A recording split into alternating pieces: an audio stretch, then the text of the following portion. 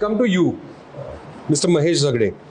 दुसरा जो law and order आणि सेफ्टी सिक्युरिटी नंतर सगळ्यात महत्त्वाचा सगळ्यात मोठा पॉईंट होता तो म्हणजे क्रम्बलिंग इन्फ्रास्ट्रक्चर आणि अनलिव्हेबल सिटीज.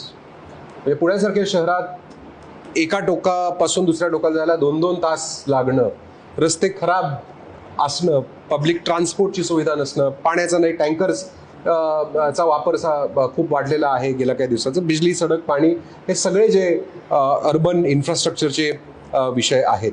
तर ते अर्थात लोकांना ते म्हणतात की मी सीएम झालं तर हे सगळे ठीक करेन. कसे ठीक करेन आपल्याला माहीत नाही. काही लोक म्हणतात की मग मी एक फ्लायओव्हर इकडून तिकडे काढीन म्हणजे ट्रान्सपोर्टचा माझा प्रॉब्लेम सॉल्व्ह होईल. काही म्हणतात की मी प्रायव्हेट गाड्याच बंद करेन, आता रजिस्ट्रेशनच पूर्णपणे बंद करून टाकणार आहे. काही म्हणतात मेट्रो झाली की सगळं ओके होणारच आहे. काही म्हणतात नाही बाबा आपल्याला बसेस घ्याव्या लागतील, खूप बसेस घ्याव्या लागतील. तर नेमकं पुण्यासारख्या शहराचंच आपण घेऊया. काय अडतंय? Why can't we be a world class city? Sangram, thank you. आणि you have raised very valid issues. आणि एक दिवसाचा CM म्हटल्यानंतर मग लोकांना एक प्लॅटफॉर्म ओपन करून दिलेला आहे. I must congratulate you for दिस.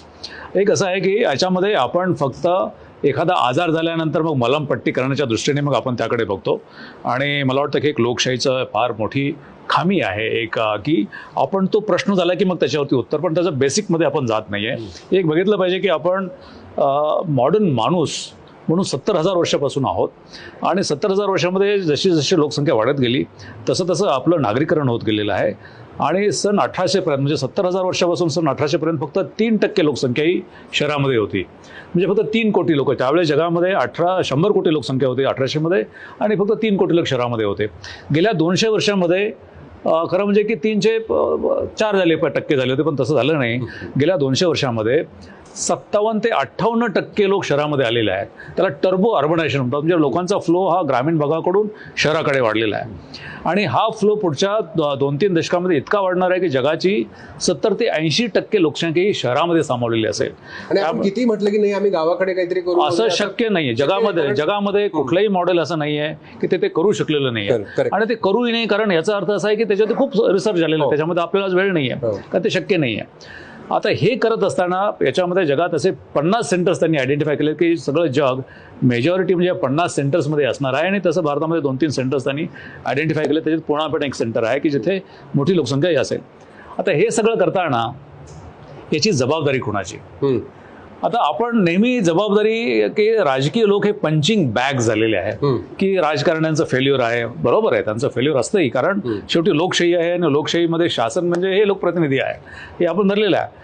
पण ज्यावेळेस राज्यघटना तयार झाली त्यावेळेस लोकप्रतिनिधी हे आपले काही प्रगल्भच असतील की असे नाही आहे, त्यांच्याकडे त्यांचं अनुभवच असेल असं नाही आहे, त्यांना प्रशिक्षणच असेल नाही आहे की नागरिकांचं प्रशिक्षण असणारच आमदार निवडून येईल किंवा खासदार निवडून येईल किंवा काही गॅरंटी येईल की असंच नाही. कारण 2500 वर्षापूर्वी आपण लोकशाहीचं धरलं होतं की त्यांना असं काही ट्रेनिंग असणार नाही.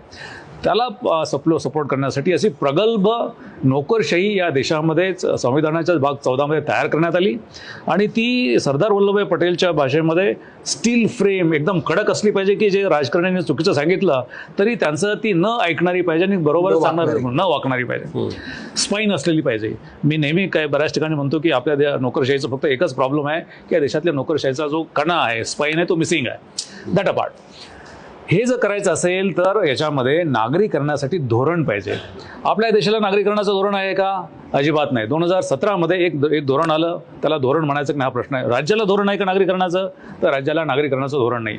शहरं कसेही वाढलेली आहेत. आपण ज्यावेळेस सिंगापूरला जातो, हाँगकाँगला जातो, बार्सिलोनाला जातो, न्यूयॉर्कला जातो, खूप त्याच्यामध्ये सांगतो की फार छान शहरं प्लॅन केलेली आहेत. पण ती शहरं 200, 300, 500 वर्षापूर्वी केलेली आहेत. त्यावेळेस तंत्रज्ञान सुद्धा प्रगत झालेलं नाही.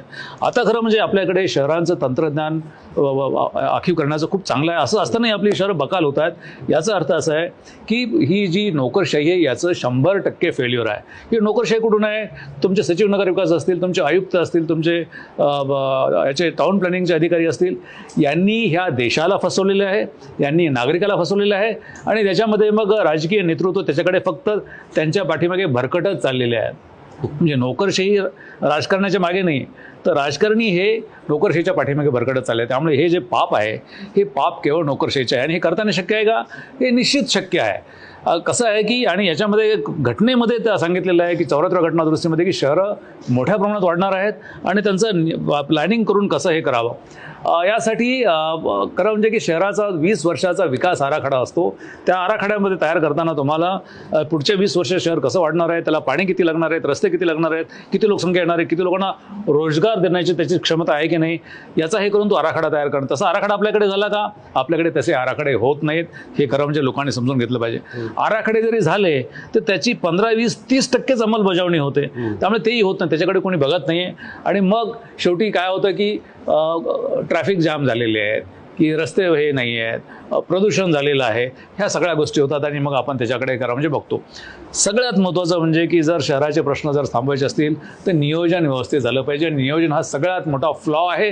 आणि ज्या देशाचं आणि आपल्या राज्याचं आणि पुण्याचं जर शहरीकरण चांगल्या पद्धतीने व्हायचं असेल तर अजूनही वेळ गेलेली नाही आहे. आता जो PMRDAचा परिसरामध्ये 7,000 किलोमीटर 7,500 किलोमीटरचा स्क्वेअर किलोमीटरचा परिसर आहे, त्याचं नियोजन आहे. त्यांनी आराखडा तयार केलेला आहे. मी त्याला आराखडाच म्हणत नाही आहे, ते खरं म्हणजे की आपल्या डस्टबिनमध्ये टाकण्यासारखं सुद्धा ते डॉक्युमेंट नाही आहे. अशा पद्धतीने आणि मी रेकॉर्डवरती आहे, तसं मी गव्हर्नमेंटला कळवलेलं पण आहे. कसं आहे की जो PMRDAचा आराखडा होता तो पुण्याचं डिकंजेशन करण्यासाठी, लोकांना तिकडे अप्रोच करण्यासाठी तो आराखडा पाहिजे होता. तुम्ही पुण्यामध्ये 2017ला नवीन आराखडा आला पुण्याचा. आता त्या आराखड्यामध्ये किती नवीन लोकसंख्या सामावून घेण्यासाठी FSI वाढवण्यात आलेला आहे, TDR वाढवलं, असं कोणाला माहिती आहे का? तुम्ही आयुक्तांना विचारलं, सिटी इंजिनियरचं कोणालाही सांगता येणार नाही. त्यामुळे इथे इतका भयानक प्रकार होणार आहे की लोकांना रस्त्यावरती चालता येणार नाही. आता आहे त्यापेक्षा जास्त कंजेशन पुण्याचं होणार आहे. याच्यासाठी 100 पटीने जर म्हणाल तो हरकत नाही, असं कंजेशन होणार आहे. आणि त्याच्यासाठी वाढीव FSI आहे. आणि आता त्याच्यावरती मला तुम्ही कोणाही विचारा, कुठल्याही इनफॅक्ट मीडियाला मी सांगेल की मीडियाने कोणी विचारलं नाही की अरे आयुक्त, की इथे तुम्ही जो आराखडा केलेला आहे त्याच्यामध्ये किती FSI वाढून त्याच्यामध्ये किती लोक ऑपरेट होणार आहेत, तर कोणालाच माहिती नाही. त्यांच्यासाठी पाणी आहे का? या रिजनमध्ये पाणी फक्त 29 TMC आहे. सध्या पुण्यासाठी 17-18 TMC वापरलं जातं. आणि नवीन लोकसंख्या आली तर त्यांना पाणी नाही आहे. मी फक्त एक आकडा देतो आणि जो मी शासनाला कळवलेला होता की पुण्याच्या परिसरामध्ये, पुणे पिंपरी चिंचवड सोडून बाहेर किती लोकसंख्या आहे, तर जो FSI त्यांनी जनरेट केला होता तो 7 कोटी लोकसंख्या सामावून गेली, इतका मोठा आहे. आणि पाणी किती लोकसंख्येला आहे? फक्त 2.37 कोटी लोकांना पुरेल एवढंच पाणी आहे. बापरे. म्हणजे आपण आत्ताच अशा पद्धतीने, आणि याला जबाबदार कोण आहेत? मी राजकीय लोक त्यांना जबाबदार असणार नाही. याच्यामध्ये हे जी नोकरशाही आहे, ह्या नोकरशाहीने हे केलेलं फार मोठं भविष्यातील पिढ्यासाठीचं एक महाराक्षस तयार केलेला आहे. त्यामुळे मला वाटतं की नागरिकांनी एक दिवस जरी CM त्यांना व्हायचं असेल तर ब्युरोक्रॅसी फिक्स करण्याची त्यांच्यामध्ये ताकद पाहिजे. ती जर ताकद आली, आणि एक लक्षात घ्या की ज्यावेळेस ब्युरोक्रॅसी ना तुम्हाला अधिकार नाहीत का? ब्युरोक्रॅसीचं एक नॉर्मली काय असतं की थोतांड असतं काय की आम्हाला राजकीय लोक काम करू देत नाहीत, हे असं असतं. आणि आपण पॉलिटिकल विल, आणि सगळे लोक त्याला नागरिक म्हणतात अरे हो अधिकारी फार चांगला आहे, UPSC मधून आलेला आहे, MPSC मधून आलेला आहे, पण बिचारे काय करणार, फाडफाड इंग्लिश बोलतो, पण त्याला कोणी कामच करू देत नाही. हे सगळं कुभांड रचलेलं आहे. आपल्या संविधानामध्ये, आपल्या सुप्रीम कोर्ट निर्देशामध्ये तुमची जी हे आहे अधिकार वर्ग आहे त्यांना तसे अधिकार दिलेले आहेत की तुम्ही राजकारणाचं कितपत ऐकायचं, अनाठाई जर केलं असेल तर ऐकायचं. उदाहरण मी तुम्हाला ते सांगतो की आपल्याकडे एका आयुक्तांना, पोलीस आयुक्तांना सांगण्यात आलं होतं की ते 100 कोटी रुपये आम्हाला जमवून दे म्हणून. आता इतकी तकलावती आपली लोकशाही आहे का 100 कोटी जमवून दे म्हणून? त्याच्यासाठी कायदा असा आहे की तुम्हाला जर कोणी तोंडी आदेश दिले तर ते तुम्ही लेखी सांगायचे आणि फाईलवरती त्यांना कळवायचं की अरे मंत्री किंवा कोणी मुख्यमंत्री असं तुम्ही मला सांगू शकत नाही किंवा शक्य नाही किंवा कायद्यात बसत नाही, आणि त्याच्यावरती त्यांची सही घ्यायची. असं हे 1968 पासून आहे. आणि हे काही त्यांना माहित नाही का? सगळ्यांना माहिती आहे. त्याची परीक्षा घेतल्या जातात, तुम्हाला माहिती आहे की नाही? आणि असे जर चुकीचे आदेश दिले तर ते चुकीचे आदेश कसे पाळायचे नाही मी स्वतः केलेलं आहे की, आणि त्याच्यामध्ये राजकीय लोक मग फार काही तुमच्या पुढे लागत जात नाही, त्यामुळे ते ऐकतात. त्यामुळे मला वाटतं की जर तुम्हाला एक दिवसाचा मुख्यमंत्री होऊन पुणे शहर चांगलं करायचं असेल तर तुम्हाला नोकरशाही, ब्युरोक्रॅसी जी आहे ती आता इतकी निर्ढावलेली आहे की ते आता खरं म्हणजे की राजकीय लोकांना सुद्धा त्याच्यामध्ये खेळवत चाललेली आहे. अशा पद्धतीने मला वाटतं की जोपर्यंत हा नागरिक, आता सगळ्यात महत्वाचा मुद्दा म्हणजे की लोकशाही ज्यावेळेस येते त्यावेळेस राजा किंवा मुख्यमंत्री हा प्रत्येक नागरिक असतो.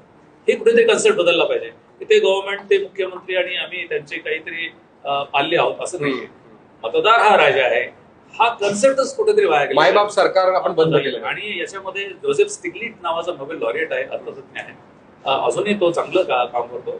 त्यांनी 2002-03च्या एका मासिकामध्ये लिहिलं होतं की पूर्वी अब्राहम लिंकनने असं म्हटलं होतं की of the people, by the people, for the people ही लोकशाही आहे. पण त्यांनी असं म्हटलं की जगामध्ये आता लोकशाही कुठली आहे? Of the 1%, by the 1% and for the 1%. 1% हे खूप हाय नेटवर्थ हे झालेलं आहे. त्याला जबाबदार कोण आहे? ती नोकरशाही आहे. त्यांना ते वाढवून दिलेलं आहे हे जे आहे ते, आणि मग ते सध्या जगावरती राज्य करतात. तुम्हाला लास्ट कॉमेंट्स, मला आर यू होपफुल, तुम्ही आशावादी आहात खासकर पुण्यासारख्या शहराचं इन्फ्रास्ट्रक्चर, लिव्हेबिलिटी, हॅपीनेस इंडेक्स, या सगळ्या गोष्टी आज अजूनही आपण बदलू शकतो का? अनेक पुणेकरांना जसं वाटतं की आता वी हॅव गिव्हन अप, आता नाही, हे हाताबाहेर सगळं गेलेलं आहे. आणि what are the 1 or 2 things that you think we should all do? यामध्ये असं आहे की सध्या ज्या पद्धतीचं प्रशासन आहे, ज्या पद्धतीचं वातावरण आहे आणि ज्या पद्धतीचे पॉलिटिकल इकोसिस्टम आहे, हे असंच चालू राहिलं तर याच्यापेक्षा अतिशय भयानक परिस्थिती निर्माण होणार आहे. म्हणजे प्रचंड भयानक निर्माण होणार आहे, म्हणजे जे अनइमॅजिनेबल होणार आहे. पण याच्यामध्ये सुधारणा करता येणं शक्य आहे का? ते 100% शक्य आहे. त्यामुळे मला असं वाटतं की असं पेसिमिस्टिक राहण्यात अर्थ नाही आहे. पुण्याच्या परिसरामध्ये अशाच पद्धतीच्या फॅसिलिटीज तयार करून यामध्ये पुण्याचा जो प्लॅन आहे, इंटरनल प्लॅन जो तयार झालेला आहे, रस्ते वाईट करणं, पब्लिक ट्रान्सपोर्ट सिस्टम वाढवणं, किंवा याच्यामध्ये रोजगार, खरं म्हणजे की 74 घटना दुरुस्ती झाल्यानंतर 2 गोष्टी महत्त्वाच्या त्यांनी सांगितल्या की कुठलंही शहर हे शहर केवळ राहण्यासाठी नसतं, तर तिथे अर्थार्जन नोकऱ्यासाठी असतं, आणि तो एक नंबर 1 प्रायोरिटी असतो. आणि संविधानामध्ये सांगितलं आहे 74 घटना दुरुस्तीमध्ये की प्रत्येक शहराने त्यांचा आर्थिक विकास आराखडा तयार करावा. आणि जसं खोपडे साहेबांनी सांगितलं की सामाजिक सलोखा राहण्यासाठी तिथे सामाजिक न्याय आराखडा तयार करावा. हे दोन्ही आराखडे गेले 30, 35, 32 वर्ष संपूर्ण देशामध्ये कोणत्याही ग्रामपंचायतीने केले नाहीत, कोणत्याही महानगरपालिकेने केले नाहीत. आणि हे ब्युरोक्रेसीचं मॉन्युमेंटल फेल्युअर आहे की तुम्हाला संविधानाने सांगून सुद्धा केलेलं नाही. मला असं वाटतं की याचा जर सगळ्यांनी बसून विचार केला आणि जर पॉलिटिकल लिडरशिप आणि विशेषतः नागरिकांनी सांगितले आम्हाला हे करून पाहिजे. कसं करून पाहिजे? तुम्हाला ट्रेन केलेलं आहे, तुम्हाला शिक्षण दिलेलं आहे, प्रशिक्षण दिलेलं आहे, तुम्ही कॉम्पिटिशनमधून आलेला आहात, कसं करायचं हे तुमचं आहे. आम्हाला हे 15 दिवसात त्याचं हे झालं पाहिजे. हे होऊ शकत नाही का? तर हे डेफिनेटली होऊ शकतं. मी ज्यावेळेस इनफॅक्ट मी पुणे शहरामध्ये आयुक्त हा अपघाताने आलो होतो, त्यावेळेस 8-9 दिवस कचराच उचलला गेलेला नव्हता. Entire city was stinking. आणि मी या शहरामध्ये दुसरीकडे माझी पोस्टिंग, त्यांनी सांगितलं तुम्ही ॲडिशनल चार्ज घ्या, कारण कमिशनर निघून गेले होते या सगळा प्रश्न बघून. तो प्रश्न केवळ 7 महिन्यामध्ये त्याचा पूर्ण निपटारा होऊ झाला. म्हणजे असं प्रत्येक बाबतीमध्ये असं होऊ शकतं. शहराने फक्त विचारलं पाहिजे की तुम्ही डेव्हलपमेंट प्लॅनमध्ये किती रस्ते रुंद करण्याचे ठरवले आहेत आणि त्याच्यापैकी दरवर्षी किती टक्के केलेले आहेत, हे नुसतं जरी विचारलं तर मला वाटतं की फार झालं. की तेवढ्या रस्त्याचं वायडिंग हे झालं पाहिजे. नंतर पब्लिक ट्रान्सपोर्ट सिस्टीम जी आहे ती सुधारायची जर असेल तर तुम्ही काय करणार आम्हाला सांगा. फक्त पुणे शहरामध्ये 16 रिपोर्ट आहेत ज्याच्यावरती पैसे खर्च झालेले आहेत की पब्लिक ट्रान्सपोर्ट सिस्टीम कशी सुधारायची. पण काय होतं की दैनंदिनरित्या ते ट्रान्सपोर्ट सिस्टीम खराबच होत चाललेली आहे. पाण्याचं दुर्भिक्ष वाढणार आहे. आणि नोकऱ्यांच्या बाबतीमध्ये तुम्ही शहरात राहायचं आणि चाकणला आणि तिकडे नोकरीला जायचं, मला वाटतं की हे मॉडेल अतिशय वाईट आहे, सस्टेनेबल मॉडेल नाही आहे. तर तुम्हाला असे हब्स तयार करावे लागतील ज्याच्यासाठी तुम्ही PMRD आणलेला आहे. आणि मला वाटतं केवळ हा पुण्याचाच प्रश्न नाही आहे, हा प्रश्न सगळ्या शहरांचा तयार होतोय. आणि विशेषतः जसं जसं ITचे नोकऱ्या कमी होत चाललेल्या आहेत, मॅन्युफॅक्चरिंगच्या नोकऱ्या कमी होत चाललेल्या आहेत, आणि शेतीवरचे जी आत्ताही 55% लोक अवलंबून आहेत त्यांना दुसऱ्या क्षेत्रामध्ये जाण्यासाठी संधी नाहीत, त्यावेळेस एक भयानक अशी आर्थिक विवंचना या देशापुढे उभी राहणार आहे. हे केवळ नागरीकरणच नाही आहे. त्यामुळे हे मुख्यमंत्री जे कोणी 1 दिवसाचे होणार आहेत त्या मुख्यमंत्र्याच्या पुढे प्रश्न इतके भयानक आहेत की लोकांना प्रश्नाची जाणीवच नाही आहे. खरं म्हणजे की आजार काय आहे हे लोकांना सांगितलं पाहिजे. आपण आजार लपवून ठेवतोय, आजार काय आहे नुसतं तापाच्या गोळ्या देत असतो आणि तात्पुरतं करतो. मला वाटतं की मुख्यमंत्र्याला आणि नागरिकांना, खरं म्हणजे मी नागरिकांनाच मुख्यमंत्री समजतो, त्यांनी समजून घेतलं पाहिजे की माझं आयुष्य तर ठीक आहे पण माझ्या मुलांचं काय होणार आहे, माझ्या नातवंडांचं काय होणार आहे. तर हे जोपर्यंत हे नागरिक विचारत नाहीत, मला वाटतं तोपर्यंत ही परिस्थिती आणखी ढासळत जाणार आहे. But you are hopeful? I am 100% hopeful. जर होऊ शकतं. आता मी तुम्हाला एक छोटंसं उदाहरण देतो की आपल्याकडे RTO डिपार्टमेंटमध्ये फार प्रामाणिक आहे असं लोकांना वाटतं. अजिबात तिथे लाच वगैरे दिली जात नाही असं लोकांचं म्हणणं येतं. संग्राम तुझं काय म्हणणं मला माहिती नाही आहे, पण मी गव्हर्नमेंटला कळवलं होतं त्यावेळेस ट्रान्सपोर्ट कमिशन असताना की दरवर्षी RTO मध्ये एजंटच्या मार्फत 1700 कोटी रुपये लोकांच्याकडून लाचेच्या स्वरूपात घेतले जातात. On record I had communicate to government. आणि मग हे लोकांना का जातं तर सिस्टम आहे म्हणून मी पण तुम्ही कळवल्यावर रिएक्शन काय होती? काही नाही, ते त्या आम्हाला पत्र 1600 आले, अरे तुम्ही 1700 सांगता. त्या पत्रावरती आजही काही झालेलं नाहीये. पण मी 3 महिन्यामध्ये सिस्टम बदलली, संपूर्ण RTOचे एजंट्स बाहेर काढले होते आणि 3-4 महिने सिस्टम व्यवस्थित चालली ती. त्यामुळे जर एक अधिकारी असं करू शकतो काही दिवसासाठी येऊन, जरी राजकीय लोकांच्याकडे काही त्यांचे वेगळे हे असले परिस्थिती असली तरी होऊ शकतं. तर मला वाटतं की एखाद्या अधिकाऱ्याने ठरवलं की ते 15-20 दिवसात त्याचे परिणाम दिसायला लागतात. सिस्टम तितकी चांगली आहे, ती राबवली जात नाही. मग खोपडे सांगितले त्याच्यासाठी मीडिया जबाबदार आहे, नागरिक जबाबदार आहेत, लोकप्रतिनिधी सगळे जबाबदार आहेत.